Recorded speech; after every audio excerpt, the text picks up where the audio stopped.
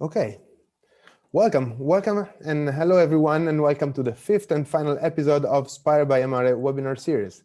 Today, we will focus on building the new green digital economy and blockchain for future climate neutral cities.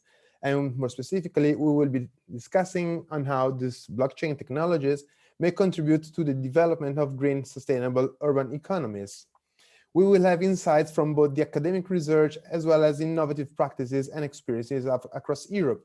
And we will do so with a very distinguished panel of international experts from both the professional and academic fields. In particular, today's speakers are Sumaya Bendaho, Edgar Campers, and Rui Franco. Sumaya Bendaho is research coordinator at the UNU eGov, and she's also an assistant professor at South Mediterranean University, where she was appointed as Management of Information System Discipline Lead. Sumaya's research interests include, among others, e-government, innovation, management of information systems, business process management, modeling and analytics, organizational and digital transformation, and organizational and dynamic capabilities. Today, she will speak about and present blockchain and the green digital economy with a more overarching and general introductory presentation. And then we will have Edgar Campers and Domenico Pellitteri. Edgar is the founder of the QWine Foundation, which helps cities and communities around the world to incentivize the social and ecological citizenship needed to build healthy city environments. In particular, QWine specializes in community currencies, complementary currencies, city currencies, cryptocurrencies, and public rewards. They will speak today about the challenges and solutions that cryptocurrencies and digital token systems may face in their implementation. And last but not least, we have Rui Franco, who is a Lisbon municipality political official, as well as the president of the Lisbon CLLD, Community-Led Local Development Network. And he will discuss about the complementary currency system that has been launched in Lisbon in the very recent times. So the presentations will be followed by a brief introduction of the ELAO, so the token system, reward system that is being prepared and set up in by Amare, by Sorin Pop, as well as a Q&A session with all the audience of this webinar. So now, before we leaving the floor to our speakers, please allow me just a very few words on our project. Because SPIRE means Smart Post-Industrial Regenerative Ecosystem, and is Bayamare's Urban Innovative Action Project that aims at fostering the transition of Bayamare from Romania's ex-former mining capital to a leader of environmental design and production through co-development of a new adaptive ecosystem with cascading material and energy value chains supported by a digital value system, which will be indeed the focus of today's webinar. And so, without any further ado, it is my pleasure to leave the floor to our first guest, Sumaya Bendao. Sumaya, please, the floor is yours.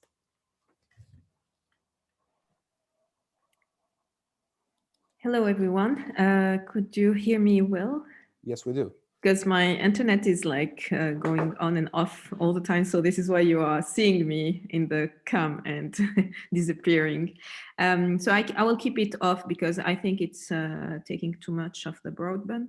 So basically, I would like to firstly to thank you for the invitation to this webinar. And I will be presenting the application of blockchain and in its contribution to the sustainable development of the cities in general. So I'm a research coordinator at UNU eGov. So in the second slide, I will be presenting our unit. So we are part of United Nations University system, which is a system composed of more than 20 units dedicated in all type of areas. So in our unit, we are working on digital governance. So it's a research center and providing research advisory service and training for the UN agencies, but also for the member states. So we are doing a policy driven research and supporting countries in their development, specifically in the area of digital governance and sustainable development. So we are located, as you may see in the small pictured at Guimarães in the north of Portugal, which is a small city at approximately 1 hour from Porto. So today I will be presenting the findings of one of our research. So in the next slide of a report that was published recently. So this report was prepared under the flag of United for Smart Sustainable Cities, which is a regroupment of different agencies of the United Nations that are interested in contributing to the Sustainable Development Goal number 11 related to the smart city and the resilience of the cities. So I will come back to that later. So this report basically is exploring the technology, the blockchain technology, in order to address different types of challenges of the cities. And we have studied and examined different different use cases. Most of them are in Europe, but also in Asia, and some of them are in developing countries. And through the analysis of these real cases, we have demonstrated that it's not an easy process to implement blockchain. It's very complex. And we have developed a framework that is highlighting some dimensions and patterns of the application of smart city in the blockchain in smart cities and in cities in general to support decision makers and policymakers at the city level. So I will present the framework a little bit later. So for starting I will focus on two aspects because it's a very broad research. For the purpose of this presentation, I will focus on the findings related to smart governance and participatory governance, and the green sustainability, which is more the environmental part of the Sustainable Development Goals. So in the next slide, please. So as you may all know, you are in the area, many cities around the world are facing different types and acute challenges in managing urbanization, basically. So these challenges ranges from inadequate housing to poverty, pollution, waste, and many other challenges. And to support the population in overcoming this environmental impact and increase their resilience and reduce the vulnerability of the population in this area, we are interested in the concept of smart city. So the potential for the exacerbation of the problems affecting cities makes them significant vectors actually for action and to tackle the urgent problems and issues that the cities are facing. So next slide, please. So we are basically through the SDGs and the 2030 agenda, we are aiming to address these different challenges and these difficulties. And our regroupment, which is the United for Smart Sustainable Cities, that UNUIGov is part of, are addressing specifically the SDG 11 on making the cities and human settlements inclusive, safe, resilient, and sustainable. So next slide, please. So basically, the centerpiece of effort that the SDG 11 is trying to address is to make our cities more sustainable. Firstly, through better and responsible use of the technology, but not only. This should be remain as a tool, as a support for basically addressing different areas in smart cities. So the purpose is not only to apply technology, but to find ways to make the cities more efficient, greener, and the society more inclusive. So we are trying to tackle the three areas of sustainability. So the economic aspect, the social aspect, and the environmental aspect, as well as the cultural aspect that was introduced later in the process. And we noticed that it has an important impact. Next slide, please. So basically, there is different challenges that the cities are facing when we talk about smart cities. There is the sustainable part and the smart city part. So even though we are addressing different aspects, security through the use of technology, we are still facing aspects related to security, automation in general, also the data sharing and the transparency and the privacy of the data that we are collecting through smart cities and the use of technology, and the communication as well between the people and the technology. So this is creating also lots of issues and creating a kind of divide in the digital divide in the cities, increasing this digital divide. Next slide, please. So there is different, so that was for the challenges related to the technology. So there is also the smart part of the sustainable development. So in terms of sustainability, we are concerned about different areas, but in terms of smartness, we are addressing different aspects with this concept of smart sustainable cities. So there is the dimension of smart people, smart environment, smart living, smart mobility, smart economy, and smart governance. So as I would like to insist on one aspect. When we talk about smartness, we are not focusing on the use of technology to make it smart, but to make it better, more efficient, greener, and more inclusive for the whole society, using technology or not using the technology.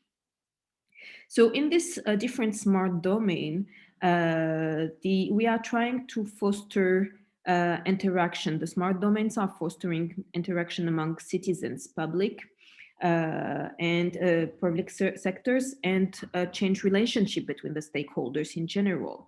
So we are exploring here the use of blockchain. So next slide, please, as one of the main tools that could help in supporting this different interaction between people, because we think that blockchain is a relevant technology. It is allowing this interaction between the citizens and the different areas, but also multiplies the possibilities of interactions.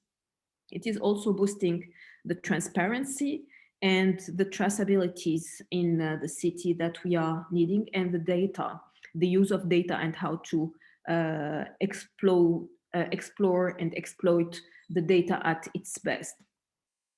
So this way, using this blockchain, we can drive disruptive innovation for cities. So in this report, what we have done is that we explored the potential of blockchain based on application, and we categorized them in different domains to optimize the sustainability, improve the efficiency, the inclusiveness, but also reducing the externalities. So we have found 3 different areas where we can use blockchain as a solution for the cities. So next slide, please. So one of the domain and the most used so far is the smart economy. So in smart economy, we find application using blockchain in cities, in energy mainly, and we have several use cases that we have found worldwide using energy in city and public service. We find as well the use of blockchain in telecommunication and in finance, which is becoming one of the classic use of a blockchain. The second category, next slide, please, is related to smart living, smart environment, and smart mobility. So here we find all the aspects related to the public service lines, healthcare, education, social care, transportation, but also environment, which is one of the important part that we are trying to enhance in through the United Nations system. And the third category, next slide, please, is more related to the people and the connection between people, and the connection between people and the public services. So we find, we call this category smart governance, people and community. So in this area of smart governance, smart people and communities, we have blockchain can improve the democracy and the decision making. We have improvement as well and contribution to identity. You have to know that more than 2.1 billion people worldwide, they don't have a proper identification. And when you don't have a proper identification, you cannot have access to any of the basic public services like health and education. It also supports voting, and we have seen that during the last period in the pandemic situation, many cities and many countries have postponed or have found difficulties in their electoral period. So the voting, there was tremendous demand in finding solution for voting. So blockchain can be one of the solutions that can support the voting system. Public accounting, contract and taxes, which is using one of the application of smart contract. Law enforcement and legal system also are, we are working with different Ministry of Justice that are trying to implement blockchain solutions. Title and asset registration. There is worldwide many civil registry and also land registry system that are working right now in function. Worldwide, you have the case of Georgia, Sweden that have abandoned so far the use of blockchain, but many others are using that. And certification as well in the education system to make it transparent and avoiding fraud and different types of corruption related to certificate.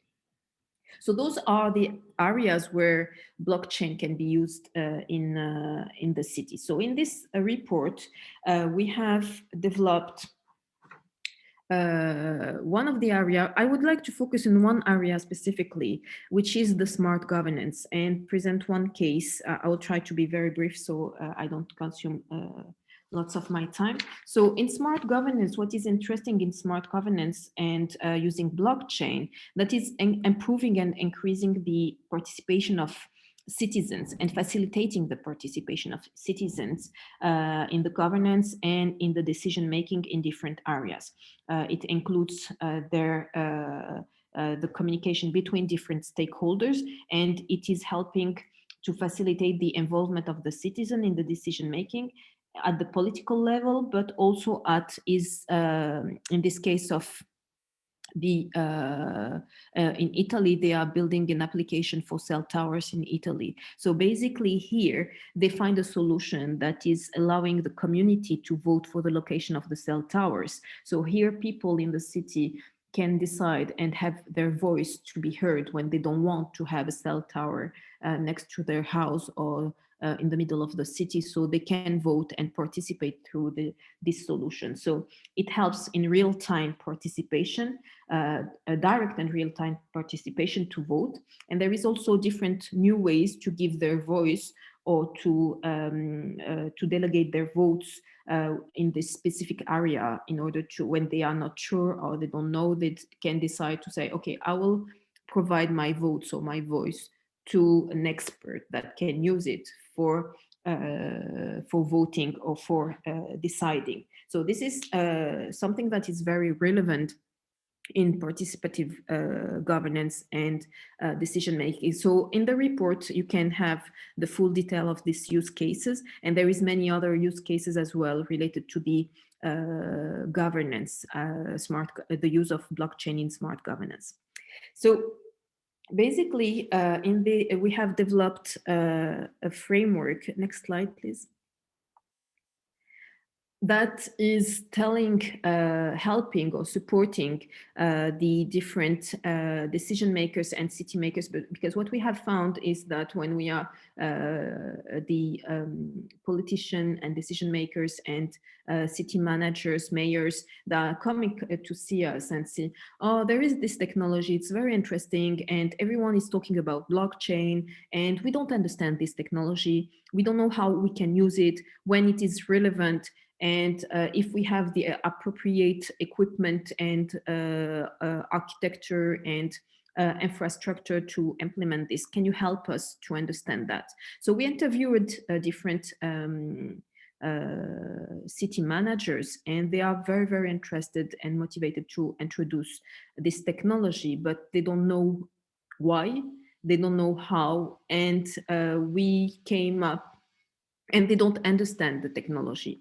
So basically we developed a framework that helped them to understand if when is it relevant to introduce and apply blockchain in their city. So at the end of the study, that was a very extensive study using interview expertise, interviewing experts and specialists and different people from the area. One aspect is very important, is to understand the situation, the context. So the vision of the city, what are the challenges and the opportunities, study that carefully, the governance system, what are the priorities in the city, the role and business model, but as well as the organizational aspect in the city, because it can, 80% of the success of a blockchain implementation is related to the business process, re-engineering and redesign. So one aspect is the context. If the context allow it, then the second aspect that have to be analyzed is the sustainability. So is the solution that we want to implement is supporting one of the aspects of the sustainability, environmental sustainability, social sustainability, economic sustainability, and one of the sustainable development goals. So if it's not supporting, it's not a priority. If it's not coming to improve and help the city go for a step further in this sustainability, making the sustainability a priority is not a need. The third aspect, when the two first are fixed, is the smartness. So the smartness is, first of all, related to the citizens and their participation and their involvement. So there is, we all know that there is issue in the relationship between the citizen and the public services. So if it's not contributing to making the relationship and the interaction between the people, the citizens, the residents, and the public service better, is not a smart solution. If it's not involving a multiple stakeholder, is not a good solution as well. If it's not supporting one of the main smart domain that we cited earlier, it might not be a good solution. And if it's not innovative and supporting the values in terms of sustainability, in terms of inclusiveness, in terms of improving the economy, is not a smart solution. So smartness is a very important aspect. Basically, smart, by saying it should be smart, is to say we have an issue and this issue is a priority and we want to find a solution to this issue. And then we can look at if blockchain could be suitable or relevant for this issue. So then we can analyze inside blockchain, once we decided that or find out that it's a suitable solution, if it's a good technology. So blockchain is suitable when there is a trust issue between the different parties. And in general, in cities, we have that easily because it's a multiple stakeholder and there is trust issue because not all the stakeholders know each other. When there is a need to store data and information, when it's involving multiple parties, and when there is transfer of value or transaction of value. So you just need these four aspects. Basically, there is more than that. There is 14 dimensions related to the relevancy of blockchain. But as soon as you have these four needs, it can be a suitable solution. So this framework helps analyzing the different aspects that you need to prioritize. So by order. So in terms of blockchain and environmental sustainability, when we have analyzed it, we don't have a concrete proof of blockchain providing a solution to environmental sustainability so far, scientific support for that. But worldwide, we have identified more than 65 initiatives addressing environmental issues.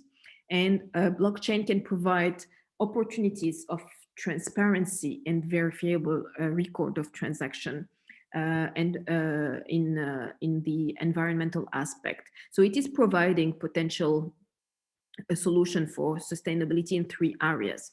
So resource rights, products origin, and incentive system. And there is already so far some use cases that are exploiting these three areas.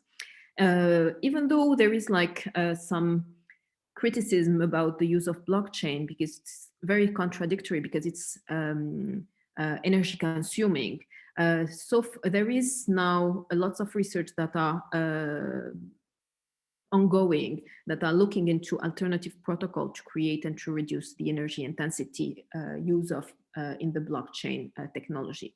So there is ways of using blockchain for environmental sustainability, but all the initiatives that we have analyzed are still at the early stage or ongoing development. So we don't have concrete result of that so far.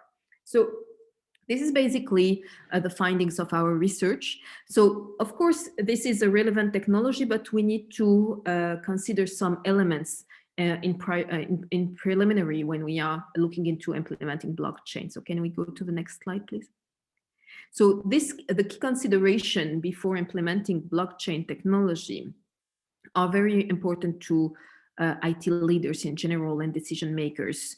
So first of all, you need to build a blockchain ecosystem. So you cannot develop blockchain by yourself and independently. First of all, there is very few experts and skilled people in blockchain. So it's very important to build this ecosystem between private sector, university and research, innovation labs, and public services. So this is a need to define a governance model. Most of the projects that have failed or find difficulties, they didn't have any governance model. So it fell apart in the middle of the project.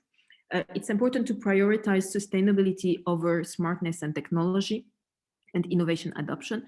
Most of the use cases that we have analyzed in the public service, so beyond this research, because at UNU-IGOV we are studying blockchain in different areas, we noticed that more of 80% of the cases, they didn't have a concrete problem to solve, but they were very keen on adopting the technology because it became famous, and in showing that they are innovating. So that was a challenge. So it's very important to identify a concrete problem.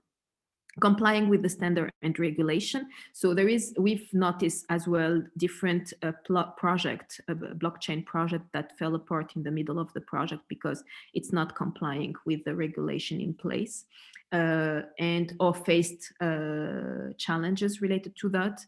Ensuring data protection and privacy. So today, if you want, a technology is not supporting in this, in protecting the data of the citizens and their privacy, is not a good technology. So this is very important in making sure that this is set, and acquiring knowledge and developing capabilities. So at the universities, trainings, and preparing the ground for developing this technology, because it's not a short-term technology, it's long-term that we are building a type of platform and infrastructure to build in long-term. So it's very important that we acquire knowledge and we develop capabilities in our public service, in cities, and as well universities and different sectors.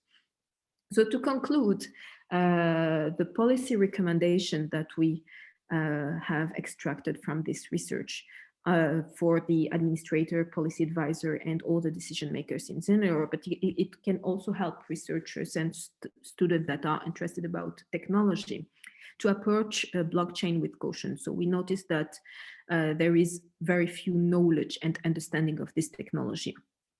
To build a blockchain collaboration between stakeholders. So it cannot be a technology that it is developed internally. It's involving multiple parties, so it's important to have an ecosystem. To develop expert capacity and wider understanding of this technology, and particularly of smart contracts, because we have observed that there is a very interesting future for this type of use and application. To create legal frameworks, data security, privacy for that, and focusing on need-driven approach over the technology-driven approach, because till today, we have a focus on the technological aspect of the blockchain over any other aspect, and avoid the digital exclusion. So we don't want, at least at the UN system, we are trying to foster inclusiveness and to avoid increasing this digital divide. So the technology can help to leapfrog for many cities and many countries, but there is a minimum that needs to be built in order to avoid this, the increasing the gap of the digital exclusion. And ensuring that there is a close monitoring and lesson to be learned from any experience using blockchain, so we can share that, because it's a technology that is still under research. Thank you very much for your attention, and very sorry for the time that I stayed longer than planned. Thank you very much, Sumaya. That is absolutely not an issue to go over time when the issues at stake are extremely interesting and compelling as those that you've presented us. That is really a very interesting overarching presentation. And this serves a very good lead towards our next presentation by Edgar Campers and hopefully Domenico Pellitteri, if my connection didn't ruin his plans to attend the panel, but I will so leave the floor to Edgar now with his presentation on cryptocurrencies and digital token systems, challenges and solutions. So please, Edgar, the floor is yours, and if you want to share your screen, you're free to do so. Let me take over.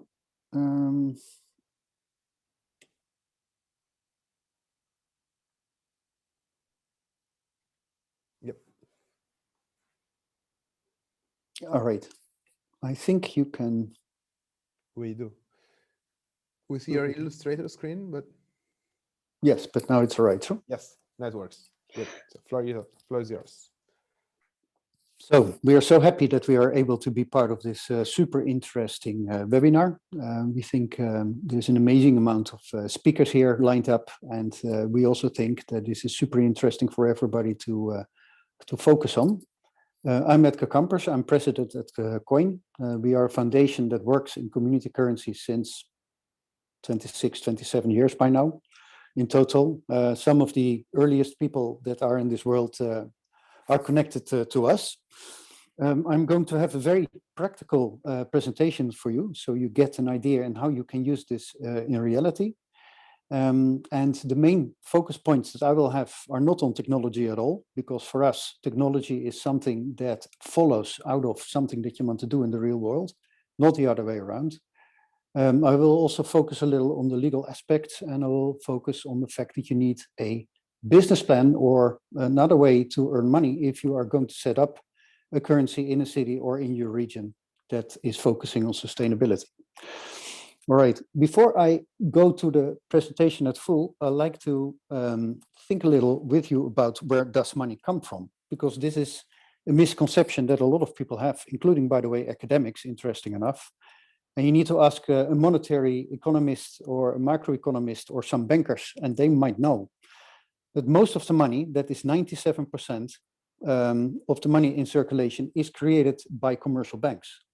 And people are not aware of that. They think it's the Minister of Finance or the ECB or our national banks, but it's not the case. It's commercial banks that create it if we go there because we want to have a loan for buying a house, for example, or for growing our company.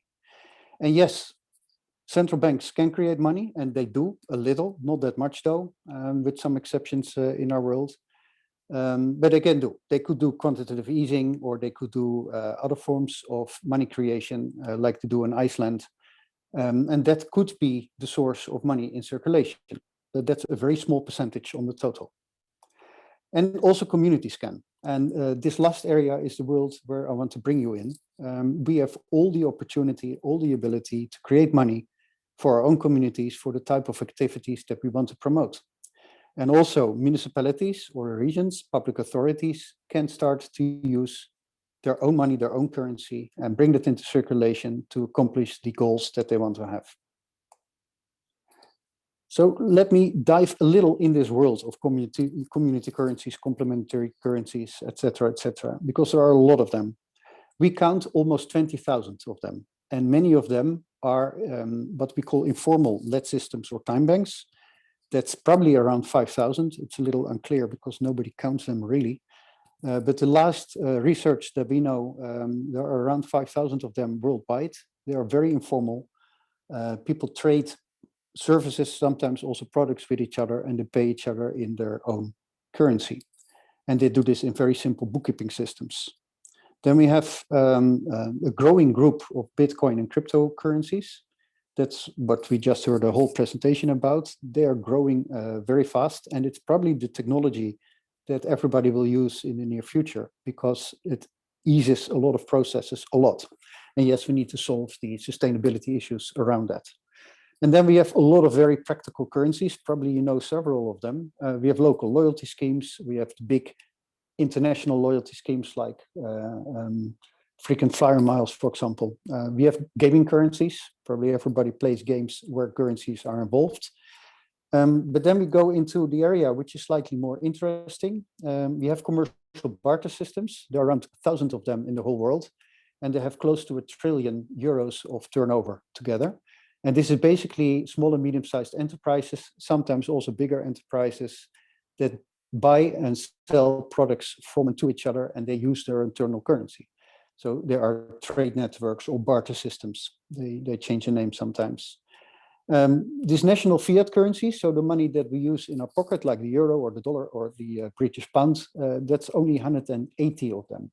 There are not more currencies in the world that are organized by central banks. It's only 180. So it's a very small amount, but of course, the majority of all money in circulation is in this area. And then we have the impact-driven currencies that can use crypto technology, or they can use another technology, and that's the world where coin is operating in. So there's a good reason. I will not go in this in detail at all, because I like to go to the practical part as fast as I can, but there's a lot of good reasons why we should create our own money. Euros, as we know them, are always focusing on making a profit for the one that is bringing that money into circulation. There's always interest involved. Everybody tries to get the highest interest or the highest profit with the money that they have. We use speculation for that, or we use other forms. What happens to Bitcoin at the moment and also to Ethereum is nothing else than one big pyramid scheme, which will work probably. The technology is amazing, but it's not necessarily bringing a sustainable world closer. And we are here to see how we can change that. Environmental in cities are amazing. This is a photo of Paris, and probably most people remember that only 2 years ago, Paris was locked, not because of COVID, but because of the pollution in the city, which was so big that only 50% of the cars were allowed in the city center. This is something that will not change. This will continue and continue forever. But we use the currencies that we promote for much more than only environmental issues. We also use it to create jobs, or at least to create meaningful work for people that do not have a job anymore.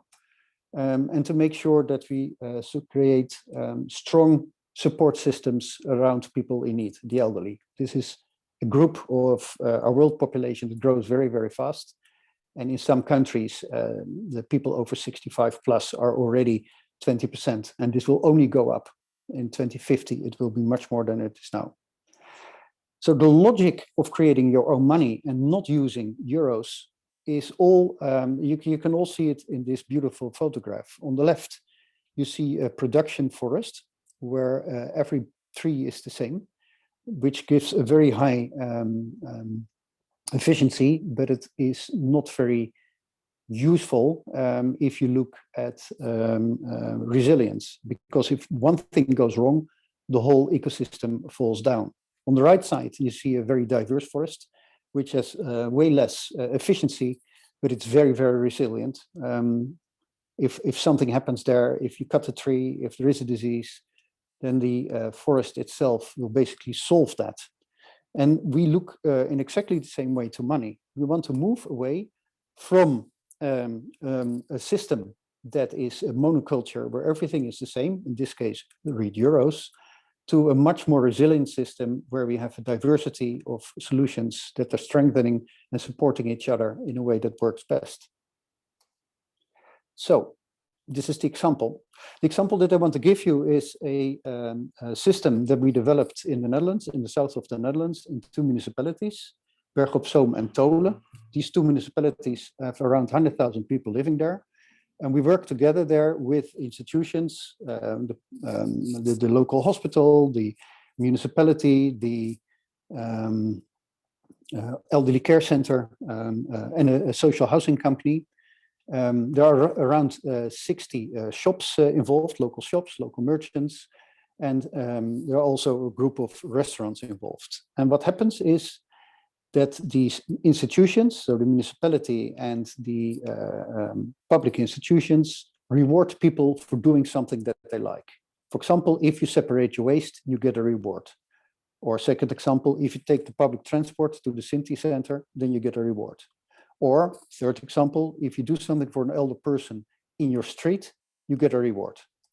And also the restaurants and the shops give rewards to people that spend euros in their shops. So in this case, it works like a local loyalty scheme. All these points that are given to the people are partly donated to local civil society organizations, which can be the sport clubs, it can be a church-oriented club, it's a pretty religious part of the Netherlands. It can also be given to a local initiative for the elderly care or whatever. So we have around 50 of these local clubs that are getting donations. And at average, 40% of all the points that come from the municipality or an institution or from a shop are donated to one of these local clubs. And we also allow people to use these points peer-to-peer. So the points that I get, I can spend it on a neighbor that helps me, for example, for babysitting or for helping with tutoring if you are having difficulties on your school. And that's the most common thing, elderly people that ask for extra support, like who helps me with my tax reporting, or who can help me or bring me to the doctor tomorrow because I have an appointment and I can't drive my own car anymore. In the end, all these points, that's both the points that the individuals have and also the points that the local clubs have, can be spent at the local institutions and also at the local shops and restaurants. Local institutions, as an example, is, for example, that you can rent a space or you can get printing capacity in the municipality. But most of the points, to be honest, are all going to the local shops and to the restaurants that take them back. And as you can see, this could create a problem if the institutions on the left are not the same ones that bring the points in circulation as that are accepting them back at the end. So we are make sure that at the end of every month, every shop and every institution gets an invoice from us for every point that they bring into circulation, and we are going to pay them for all the points that they are accepting again. And this is done in a monthly consolidation process. This is not yet on the blockchain, although we are discussing that now. You could do this easily on the blockchain and you could do it real time. At the moment, we try to be as close as we can to the reality of institutions and of merchants, and we try to be not that different. The less different you are, the easier it is for people to adapt to this. So this whole system works via simple IT. The 8,000 people that are part of this system can use both an app or they can use a tablet on the computer at home. And to be honest, many of them, that's the majority of the people, uses a card, just a normal bank card, to do the transactions. Every merchant is having a mobile phone that has a terminal integrated. Some of them integrated that on the point of sale, so on their the beep system that you find in supermarkets. We have around 15,000 monthly transactions, and the amount is slowly going up. It's not going very fast, but it's slowly going up. And we ask a small margin on all transactions, and that is enough to pay a team of 4 people that is full-time employed to do this, to pay for the marketing and also to pay for the technology. So if we look at the main learnings that we did to samen doen, is that it is probably one of the first impact currencies that we know of worldwide that is making an income. So the amount of costs that we have every month and the amount of income that we have are more or less in balance. I think this is a very small plus, but at least we are financially sustainable, and that makes it very, very interesting compared to most of the other ones that are not financially sustainable. And that is also part of the training that where we have a training program that we use around 300 times now, 350 times maybe, to help blockchain communities and also community currencies to develop their own monetary model. And all the time we focus on this most important point. You only can do this if you are able to pay for the costs that you have, to pay for the marketing that you have, and for the team that you have. If you can't do this, if you can't deliver that, you will have a huge problem in the future. And we do that by developing value propositions for all public players, but also for all the institutional players in the municipality. Good example, municipality, and it's probably an example that we hear more often today, is that every municipality needs to go down in the amount of waste that every citizen produces, and the amount of circulation, so the amount of reuse or recovery needs to go up. And in most cities, this recovery is very low. So we need to go under 100 kilos residual waste, as they call it, per citizen per year. And many cities are still above the 150 or sometimes even above the 250 kilos. So by incentivizing people for waste separation, you can stimulate people in a very positive way to do this. And that's what we try to do with every public player and every commercial player that likes to join. The second big thing is that you also need to make sure that you are very close to the financial systems of the partners that you like to attract. And the more different you are, the more difficult it is. So it is important that you have interfaces that they recognize. They don't care if it's blockchain or anything else. They care that they can integrate it easily and it doesn't take a lot of hassle. So it needs to be as easy as reading in a bank book, and make sure that your bookkeeping system that you already have and that you're not going to change for this is connected to this as easy as possible.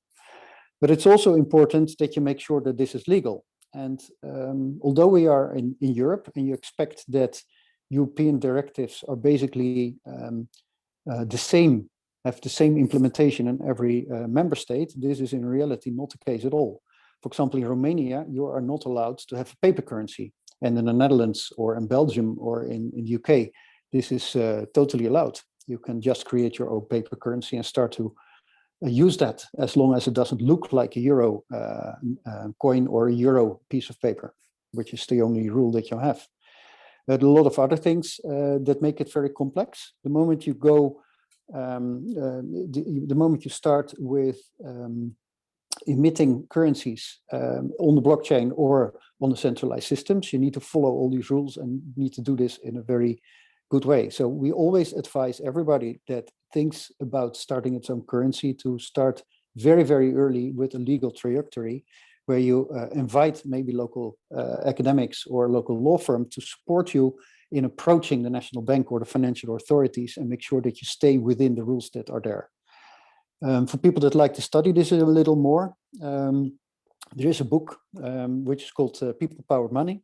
It's already 6 years old, but it describes most of the issues that you will meet if you are going to start your own currency. You will find examples there of the Bristol pound, which is not existing anymore. The Sonant, which is still there under a different name. The Maki, which is still there. And you will be able to learn a lot of the practical things that you need to think of if you ever start. Thank you. Oh, thank you. Thank you very much, Edgar. That was really interesting and compelling, and also give us a real a touch into the actual reality of implementing these solutions in municipalities. I think it's key to tackle the legal aspects, of course, but also it's very important to minimize the operational change in order to get the tools and then the coins accepted, and of course to have that relevant and stimulate its use. So it's really interesting your point of view, your insight, and we will most definitely take care of them. But now I would just go and with our funnel still down and even more specific, and move to Lisbon with the Rui Franco, who will introduce us their experience in Lisbon with the Lisbon CLLD network and the complementary currency that they've developed in Lisbon. So Rui, please, the floor is yours. If you wish to share your screen, please do so. Hello, everybody. Thank you, Pietro, for the invitation and the opportunity.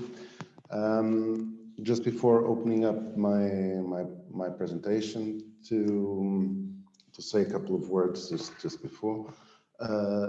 Lisbon early adopted a clear open data policy.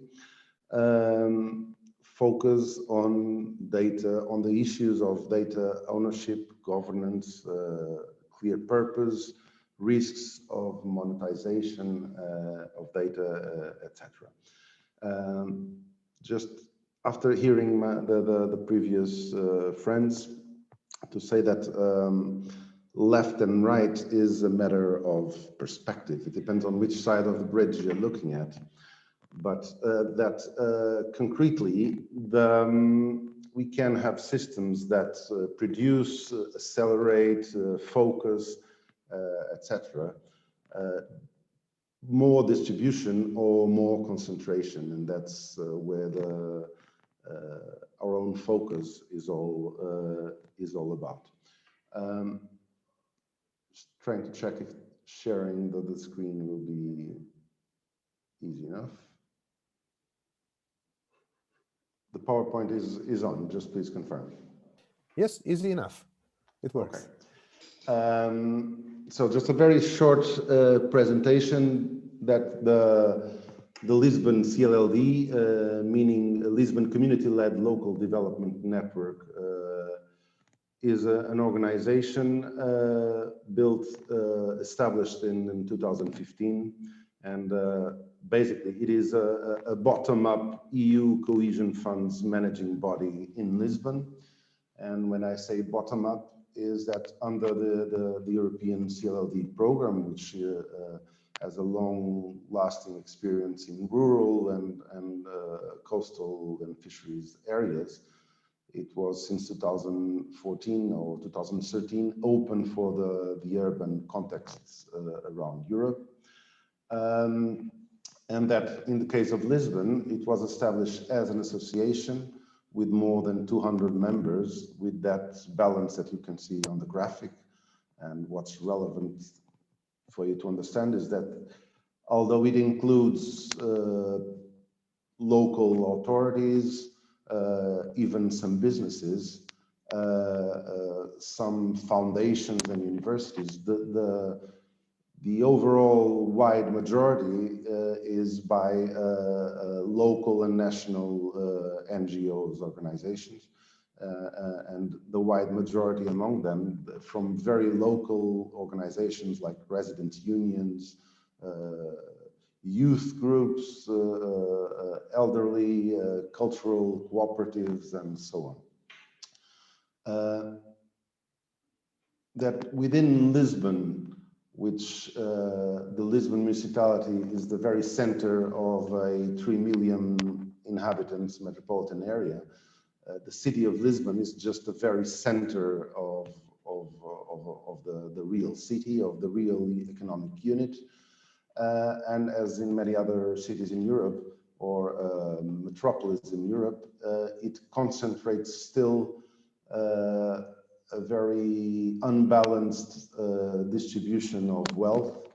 And I usually say that Lisbon is composed or by the very old, which remain in the city, or by the very rich, who can afford in the city, or by the very poor ones, which in the case of Lisbon are about a third of the Lisbon population, very much concentrated in the very specific neighborhoods, which the large majority of them are social housing, so housing owned by the city itself, so with a very deep dependency on public administration, direct support. And it is on this persistent pockets of poverty that we focused our work, which was mapped according to the statistical data, but also the residents' own perception of their own needs and priorities. We work mainly on education, employment, and inclusion, although this old CLLD program is now on the new European budget framework, likely to grow also for the fields of housing and energy transition. Just before moving to our own currency system, which has been now starting to be implemented, just for you better to understand that among those 200 organization members of the network, and as a managing body, we have a very clear model of governance, where down from the cohesion funds, which concretely in Lisbon is the ERDF and the ESF, the CLLD works as a network, an association of the local organizations, where the network provides grants and technical support to the local organizations under the rules, the democratic system, where each one of the 200 members have one vote deciding where the grants should be focused, which kind of support do they need, in order to then to supply communities answers to their needs, decided by direct universal voting. Just to give an example, just a couple of months, we've funded with 5 million of ESF EU funds, local projects by these organizations on these deprived neighborhoods of Lisbon under a local vote of all the residents deciding which ones should get funded. So under this whole scheme of things, our currency is being established as one of the infrastructures that the whole CLLD provides to boost the effects of these projects, and at the same time to capture opportunities or capture value out of the economical opportunities of the Lisbon economy to create a more balanced society and economic, where the historical deficit on the trade balance between these neighborhoods and these citizens and the rest of the city and the world. So I will be very happy later to discuss why we are doing some choices and the technical and the social and the framework of what we are doing, but I think it's easier just to show the system, the concept, with a very clear example, where it obviously integrates a very clear purpose, legal, fiscal, governance, and technological framework in one clear idea, which can be perceived, owned, controlled, and used by everybody.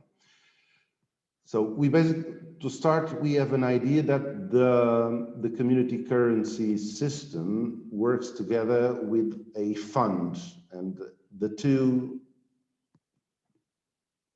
in fact are one single concept or mechanism. And to give a specific use case, which we are exploring and starting many, if you imagine the city of Lisbon, which again has about 500,000 inhabitants and more than 20 million tourists a year, and where the income and expenditure of all these mainly foreign tourists is way higher than the local residents, but that not often this opportunity happens with advantage for everybody in the same way, and not even that much for the local economy. So imagine yourself as a tourist who chooses to come to Lisbon and starts by choosing where to stay, where to eat.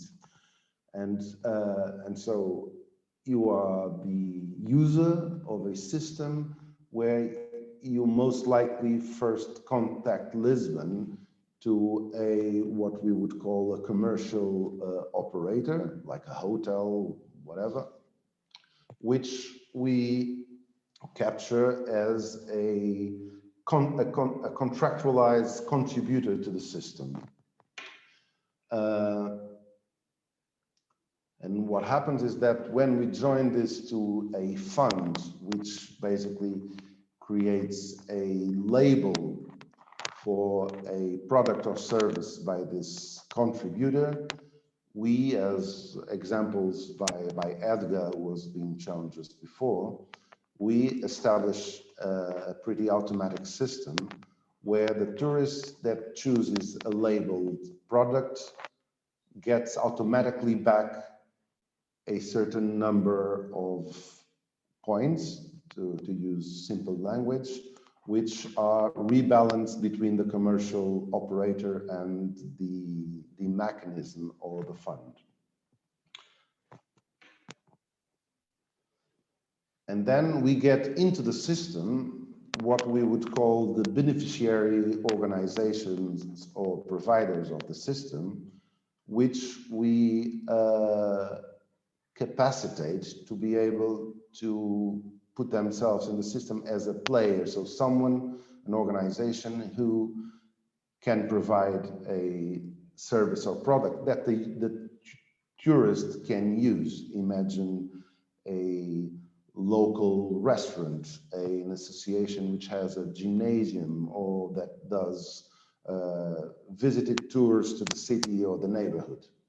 And these are the ones where the tourists can spend the points he got from, let's say, the hotel. And only these ones can easily come and exchange back from the fund the points they were paid off back into euros. The smart system, going back to the first presentation, gives advantages to everyone, meaning that the tourist has a better, more complete and diverse offer, that the commercial operator gets a valuation over his products and service, so it becomes more attractive, that typically the NGO gets economic valuation because it gets clients where they didn't before, and that all this fund gets better knowledge which can be valued of all the flows happening in the city at real time. So a commercial evaluations with more and targeted clients recruitment, commercial differentiation, like it's in reality it's selling not a product but a package which includes its product, and with a free choice by the tourist on where to spend what it gets, and a matter of image of promotion and marketing, promoting at the same time a perception of local authenticity in the package. The tourist gets more an automatic evaluated offer, personalized by time, thematic, location, his own profile, etc. Access to products and services off the beaten track, like places and opportunities that he wouldn't normally even got to know about before, and contributing to a more cohesive city.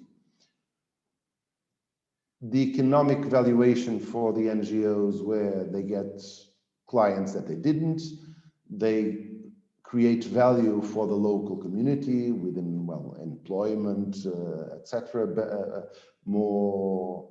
Better jobs, better payments, etc.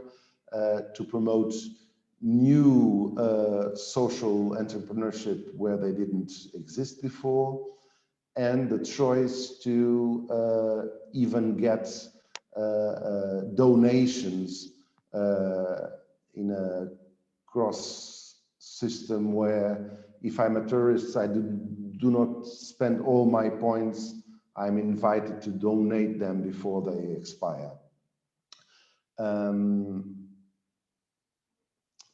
Where at the same time, us as a system, with a clear form of governance and transparency, we become able to provide real-time marker and data analysis, privileging the contractualized providers, both the commercial and especially the solidarity ones, pushing with annual awards, allowing us with promotions and equivalent loyalty schemes to create a smarter distribution of the tourist flows, which are also a present risk to the city. Better help and guide the new businesses to better adapt and enjoy and even capture the value of the opportunities from the tourism.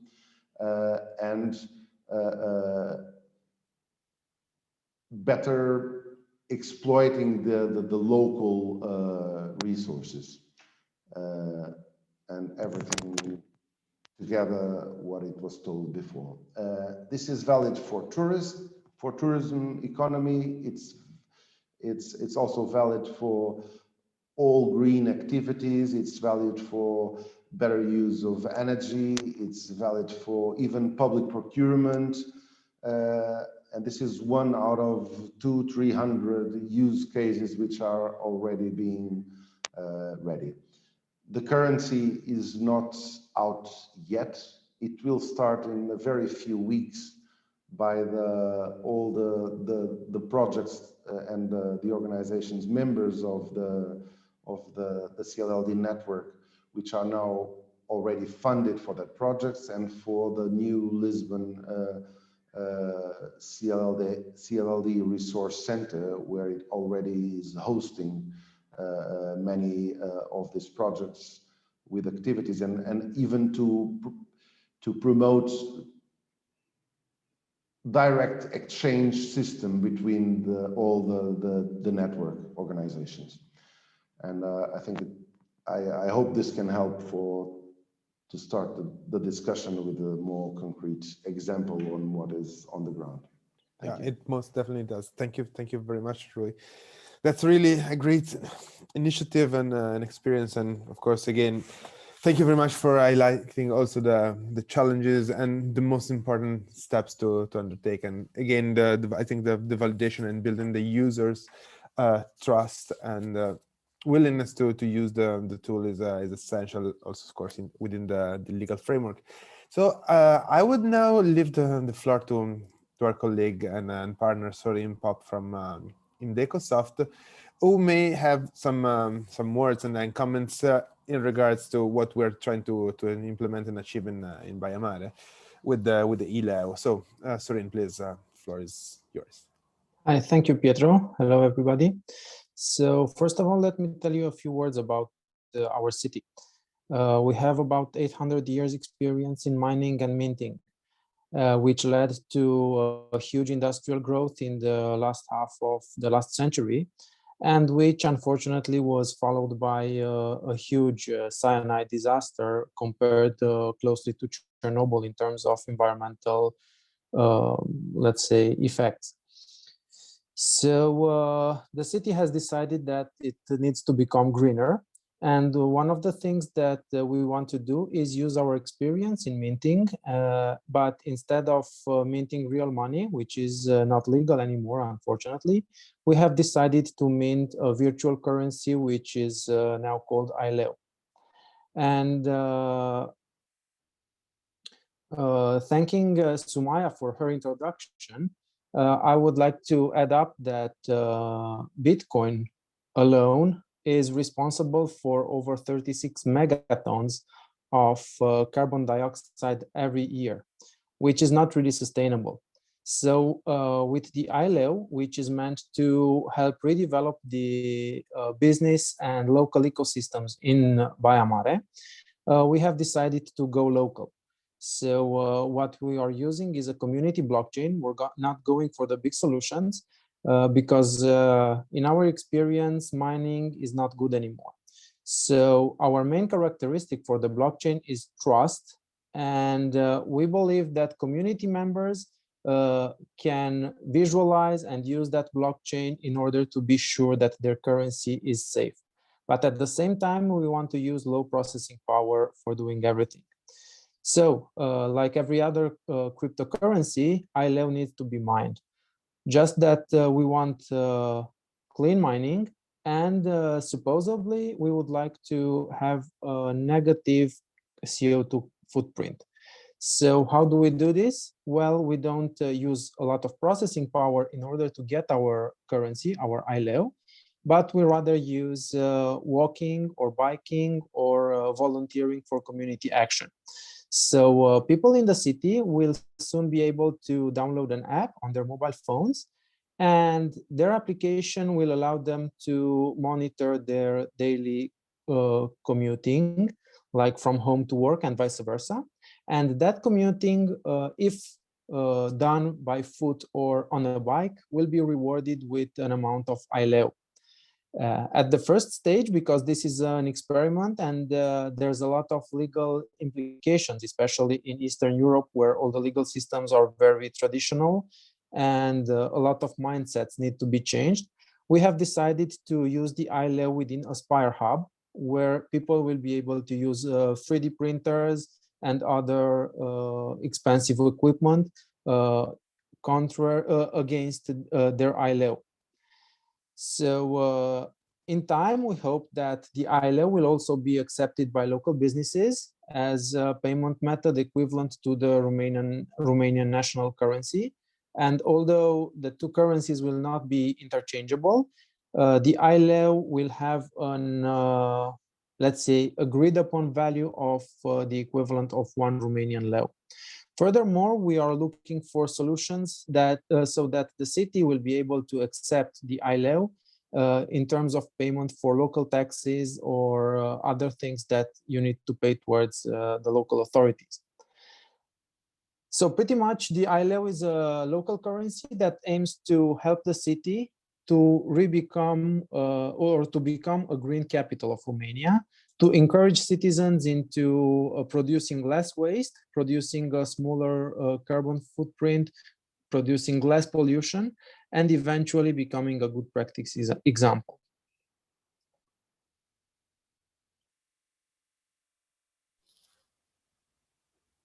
So thank you. Thank you, Sorin. So I will ask first to you if you have any specific question to our guest panelists. Otherwise, I would move it to Sabina for a few questions. I'm sure she has on hand. I was actually curious about how the other implementations of local currencies, like Rui was telling us about, or Edgar, how did they manage to get the national authorities on board with their initiative? Because creating a currency often during historical periods has upset the national authorities. Maybe I can go first because I probably have most experience in this.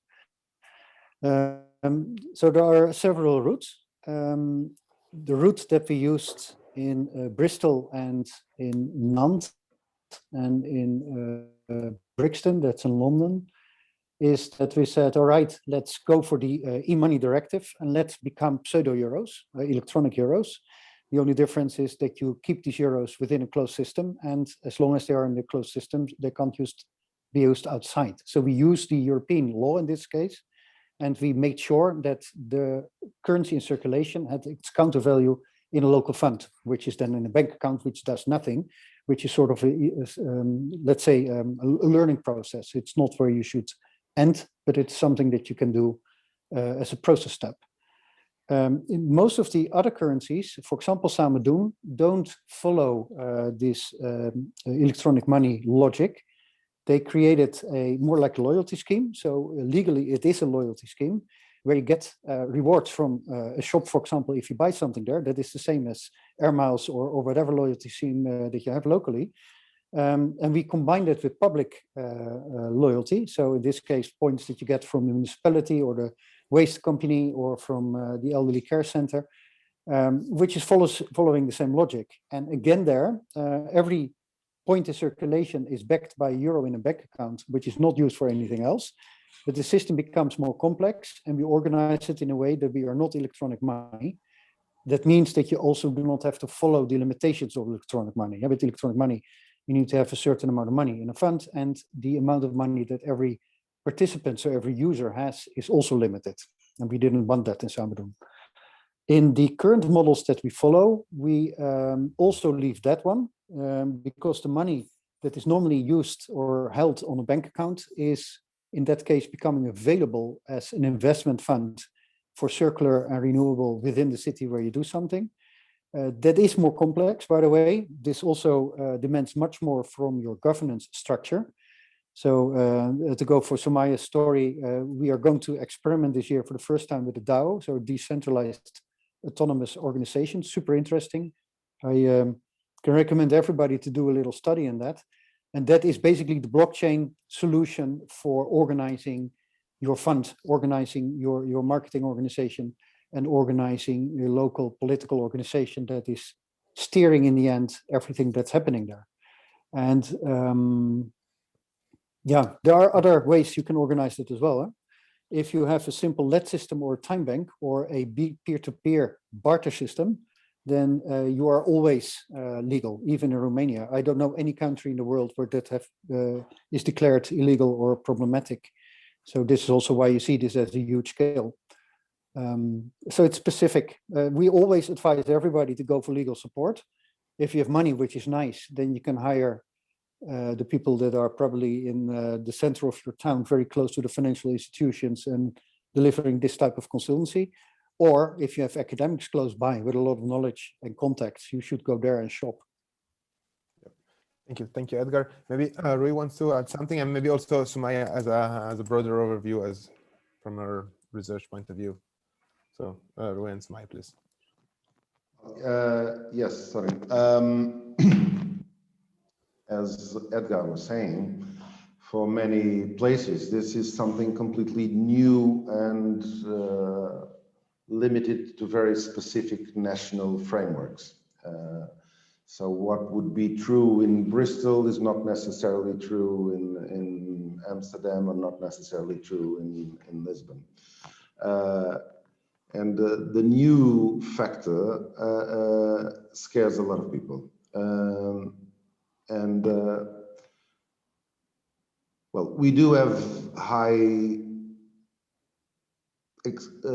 goals on what we want to do in the future, but we are starting by doing something very solid, very clear, from the beginning to prove that the concept has huge advantages for everybody, and then step by step going deeper and not scaring them from the beginning. And the couple of tricks were, first, this is not we are not creating new money, okay? We are creating a currency, but the fact that, at least for now, this is fully backed in euros, meaning that 1 point is equal to €1, but that euro exists. So we are not trying to escape the whatever rules exist to euro. So the euro backing is to be very open and clear. It is a way to overcome a lot of resistances. Okay, it is true, and we are very conscious, and this is not forgotten, that the fact that we would, if there is, in average, every day, 20 million euros circulating in our point system, and this will have a brand, but let's call it points for now, those 20 million and more and less are always in an account. And it is an absolute waste that that money is not used to boost even more the same system and the same purpose and strategy. So, and we are not a bank, public or commercial, okay? But we are an organization, and if the money is owned by us, is in a owned account of this big organization, let's call it federation, we can more easily give internal loans or even grants, but let's talk with loans because the money cannot disappear from the fund, in very safe and smart investments, like Edgar knows this, well, knows this as much, if not way more than myself, on safe investments where energy, green energy is a very safe investment, housing is also a very safe investment, or other a bit more risky investments like giving non-profit loans to the same NGOs that we want to promote them to create a new product, like lending them money to create a better kitchen so that they can sell better and more meals to the public, tourists included, as an example. And then about the technological part of it and the resistance and fears on legal and fiscal aspects. Blockchain is we haven't closed decisions on specifically which technologies we are start to use or test, and then which one we will adopt from the beginning or later. Blockchain is a very interesting way to do it.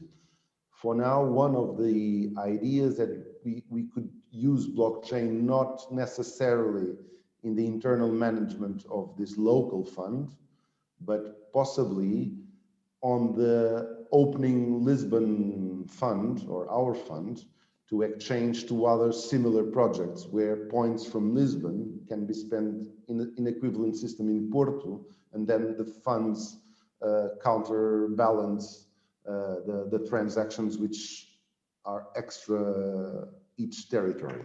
Yeah, thank you. But then there's another issue which is about the fiscal aspects of this all. And what we are doing is that we basically imagine that these points are in reality a kind of a voucher legally, okay? So in reality, what I have is a title of money that exists in an account. Yeah, and in reality, I am using this as an alternative way of payment, but then the invoicing of the purchase or the transactions are not made by our system, but by the legal invoicing system of the objective point of transaction. Let's say the restaurant accepts to be paid both in euros or whatever and in our points, and them and not the system issues an invoice to the client. Okay, Yeah, so we do not invoice the purchase of points. yeah, that's very The clear. final sales point, they have their own invoicing system. Yeah, yeah, that is very clear and a smart solution. So if Sumaya wants to chip in and say some few words on this, and otherwise, then I would move to Sabina for a final wrap up. Please, Sumaya. I think you're muted. Yeah, you're still muted. Yeah. Sorry, it cut a little bit, so I miss part of the interventions. So basically, I don't have much to add comparatively from what my colleagues have said and what Rui have explained. It was very clear, and he explained very well. I'm just saying from a theoretical point of view and from what I understood from other stakeholders that are part of the ecosystem, that there is a lot of fears still about the technology and about understanding the technology and how it will be in the future. So there is a lot of question marks that are still there.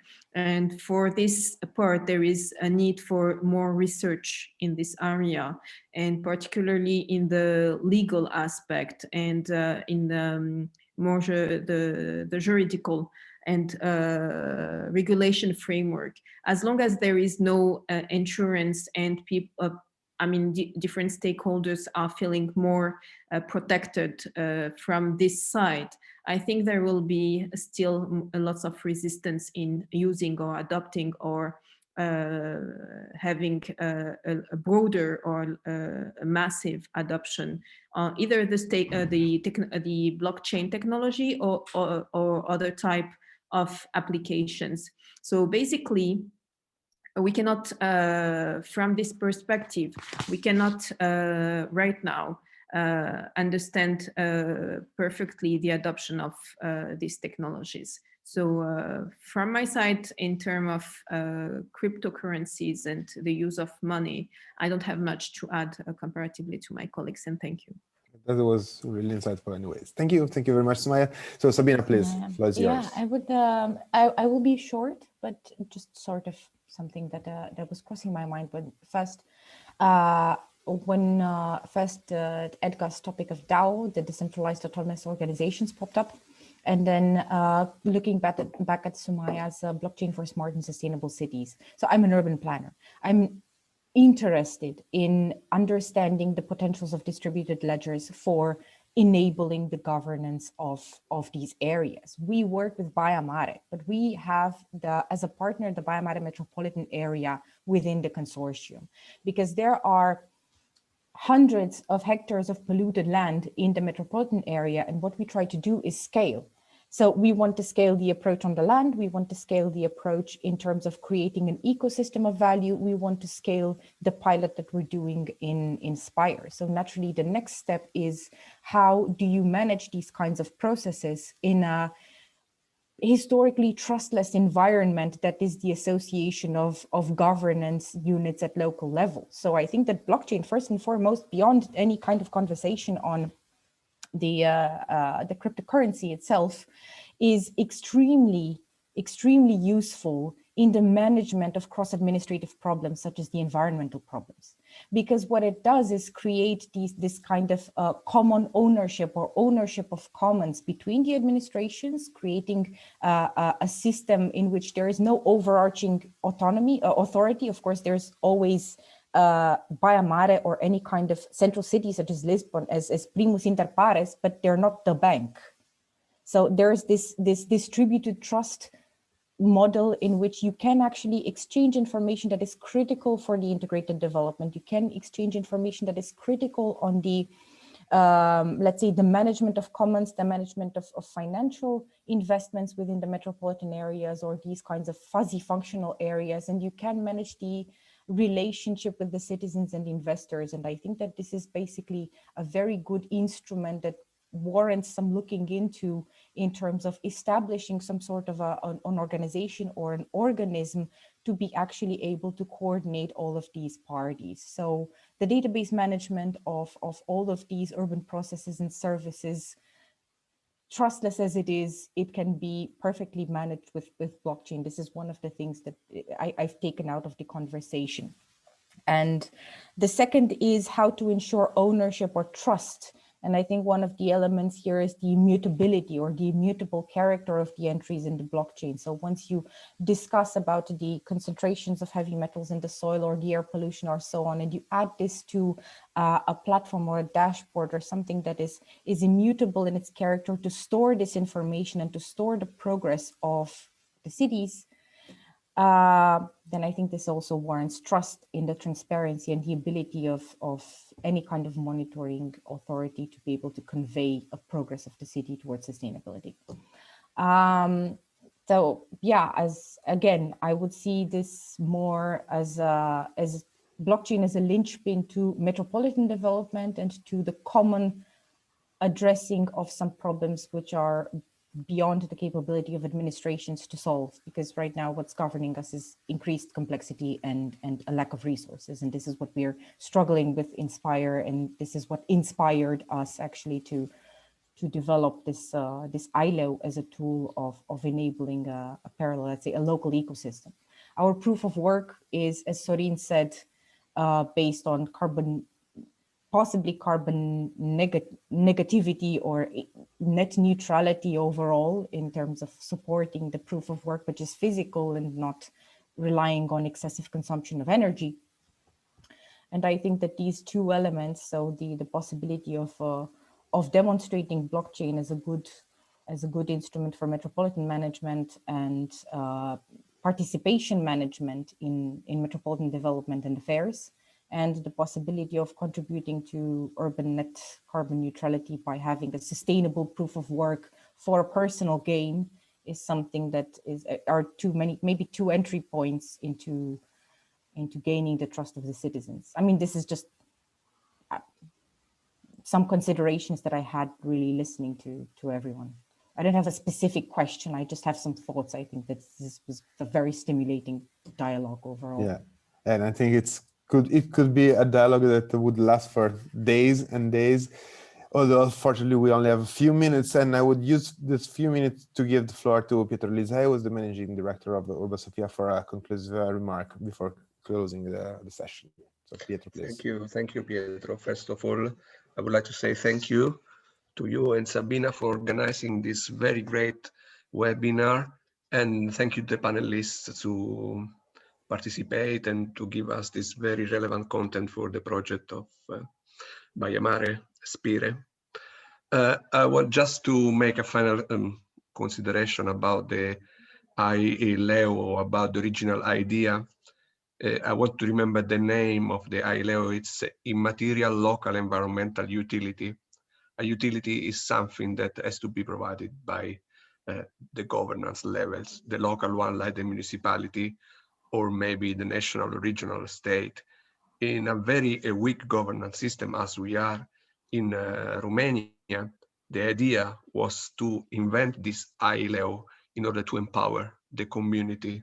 It was really connected to the way that sustainable development is connected to the action of the local community. Actually, what all these services, utilities, urban standards, we are urban planners. We have to remember that we are urban planners, and this idea comes from planning the city. Basically, all the services that the governance levels are not capable to provide can be developed through this mean. Basically, it's a tool that can enhance, can help every city to have sustainable development, so to empower the local action of the community. Then, as Sorin was presenting, we can have many, many different applications, but this is the point of the ILEO. It actually putting the community at the center and putting the sustainable development that is something local driven in the hands of the citizens. And this is especially very important in that nations that are very centralistic, as Romania is, but as far as I know, even Portugal is a very centralistic nation. Rui maybe can know, but the local level need to be empowered and need to be they need to have at disposal such kind of tool. And I agree with Edgar. It's not always a high technological system that should be set up behind this community currency, but could be even based on trust. While actually I understand and I know that this blockchain is really the future of many applications on the local scale in the city. So it's better to start experimenting through this blockchain technology. This is for sure an added value. Thank you very much again for the splendid webinar. Yep. Thank you very much, Pietro. And on this concept of empowering the community to achieving a sustainable city and a sustainable and inclusive city for all, I think we can close this webinar. So I wanted to thank very much Sumaya Bendao, Edgar Campers, and Rui Franco, as well as Domenico Pellitteri and Sorin Pop for being together today with us. And since this was the very final webinar of our series, I would invite everyone to follow us on Facebook and Instagram and Twitter using the hashtag SPIRE by Amare, as well as on our website. It is www.spire.city. You can also write us an email, and please stay in touch, because I see there's many years ahead of implementation for this project, and I'm pretty sure there will be many more opportunities to interact and develop synergies in the development of the blockchain technology, the ELAO, as well as all the other activities that SPIRE is planning to implement over the next year. So once again, many thanks for everyone for being here and attending our webinar series. Thank you very much to our panelists and attendees, and looking forward to see you the next time. So have a good day. Bye-bye. Many Thank you. thanks, Bye. Pietro. Thank you to everyone.